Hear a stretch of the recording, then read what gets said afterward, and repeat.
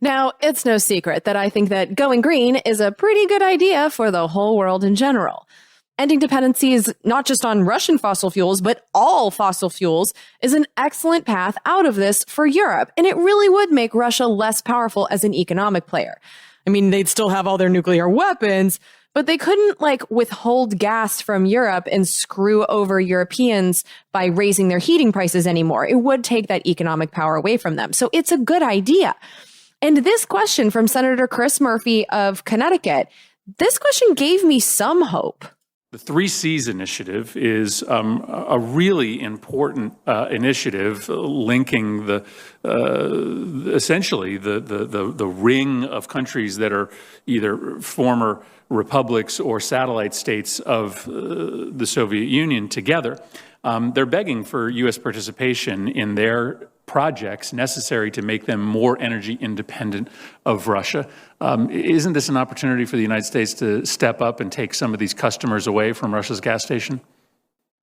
Now, as someone who drives a plug-in hybrid electric vehicle, I can tell you that if you are using other sources of fuel, then you don't have to go to the gas station. And so it's a really good idea. If the Europeans were using solar or wind or hydro, any of those options, then they wouldn't have to go to the gas station. They could heat their homes with other ways. So I loved the question. And I was like, yay, 3 Cs initiative. What is this? Well, the 3 Cs initiative is an investments fund that was set up in 2019. So it's relatively new. And it is funding projects in 12 countries in order to coordinate, quote, the development of infrastructure in the energy, transportation, and digital sectors, unquote. Now, the countries involved in this are all former Soviet Union countries. So they are Estonia, Latvia, Lithuania, Poland, the Czech Republic, Slovakia, Hungary, Slovenia, Austria, Croatia, Romania, and Bulgaria. But Germany and the United States are partners, which shouldn't be surprising since the idea for the fund originated at the Atlantic Council in Washington, D.C. And I do think it's worth noting that the fund is managed by the Amber Investment Group, which is based in London. And none of the 7 executives in the Amber Investment Group are from any of the countries whose infrastructure projects that they're going to make decisions about. They are pretty much all British. But the nations of Western Europe, as anyone who's ever traveled there knows, are linked by excellent roads and railways. They have power lines and oil and gas pipelines. They're all connected. But the countries in Central and Eastern Europe that used to be a part of the Soviet Union are not as connected to each other in terms of modern infrastructure. And again, anyone who's traveled there knows this to be true too. And so building modern infrastructure in these countries is a great idea. But in terms of energy, these projects are on the website framed as being designed to cut off Russia from its customers. So again, this is an adversarial branding when it comes to getting support for the 3 Cs initiative. And according to the 3 Cs initiative website, 37% of the projects that it finances are energy projects. And here's what Victoria Nuland said about them in response to Chris Murphy's question about the 3 Cs initiative. Absolutely. As we have been doing with our support for more LNG terminals around Europe for many years, as we are doing now in our support for green alternatives, not just in the United States, but in Europe as well. And many U.S. companies are involved with that. But that particular belt of 3 Cs countries is absolutely crucial, as you've said. Now, so far, you have heard twice that she has said that green initiatives are a priority for the Biden administration in their support for things like the 3 Cs initiative fund. But I looked at the list of 3 Cs initiatives projects, and the vast majority of them are fossil fuel projects. And it makes sense if you look at the situation and totally ignore the climate change implications, which this administration has been proven to do as they've been granting fossil fuel multinationals leases and drilling permits for oil and gas, despite being under no legal obligation to do so. And also keep in mind that it was during the Obama-Biden administration that the oil export ban was repealed. It was Obama's pen that signed that repeal into law. Because our fossil fuels for decades were not allowed to be sold by the multinational corporations to customers outside of the United States. If it was drilled here, it was sold here. So basically, if we took the risks of digging up the oil and risking the oil spills on our land and in our water, we were at least guaranteed the rewards. Well, that changed on Christmas week in 2015 when the government was funded late and improperly in one giant bill in the middle of the holidays. Buried on page number 747 of that 808-page bill was a repeal of the oil export ban, which made it possible for the fossil fuel multinationals to drill on our land and in our oceans, to frack for gas near our homes, in our schools, and contaminate our drinking water, and then take those fossil fuels, ship them anywhere in the world, and pass the profits out to their shareholders, who are the wealthiest people in the world. And ever since then, it has been the bipartisan policy of the Obama, Trump, and now Biden administrations to get Europe hooked on the gas that is fracked here and shipped there in the form of liquefied natural gas, or LNG. And this serves two purposes that they consider good. One, it's obviously good for the multinational fossil fuel corporations that these people clearly use their power in government to serve. And two, if Europe is buying the oil and gas that is found here, then they can buy less gas and oil that is coming from Europe.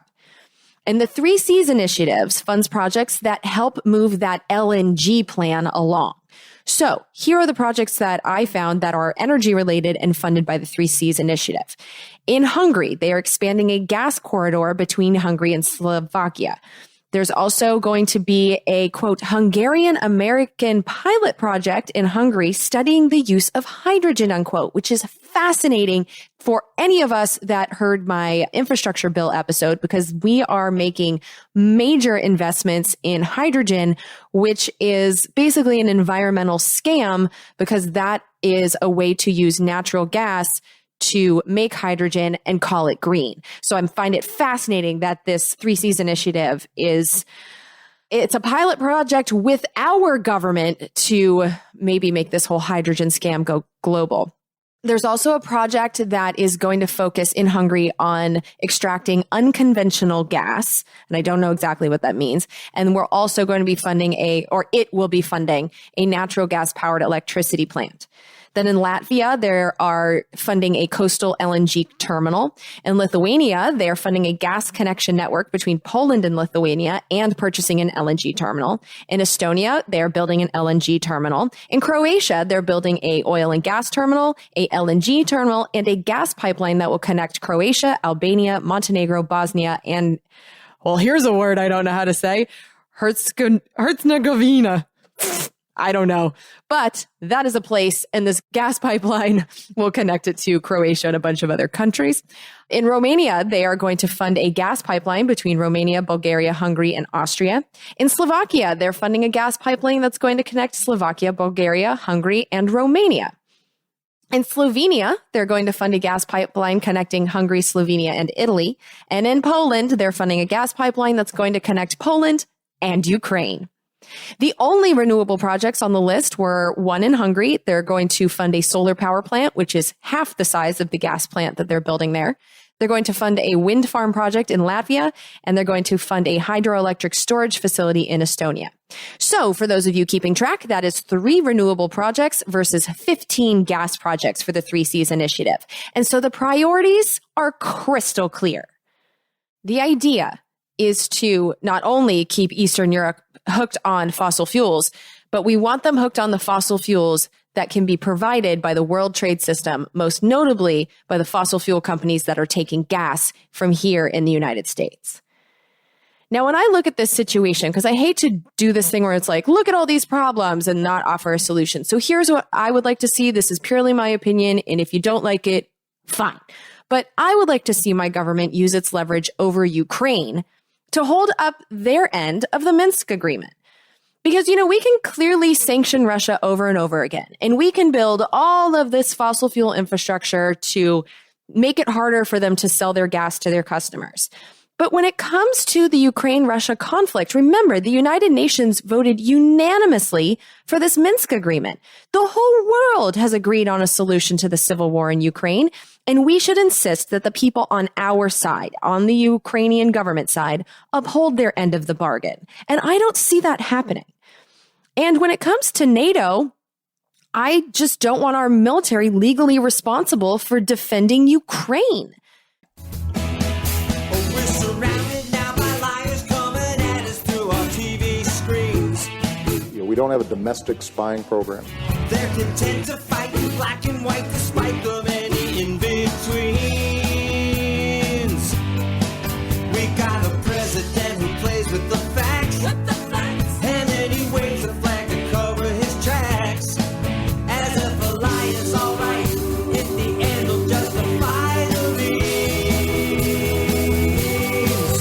Now we are so damn tired of being lied to. The polar ice caps aren't going away. We don't think we can deny it anymore. You can stick to your story if you think it flies. But we're not keeping quiet anymore. We are so damn tired of being lied to. Government jobs consume the profits of the private sector. We don't think we can deny it anymore. You can stick to your story if you think it flies. But we're not keeping quiet anymore. Now we're not keeping quiet. These bills represent common sense, bipartisan solutions that actually solve problems.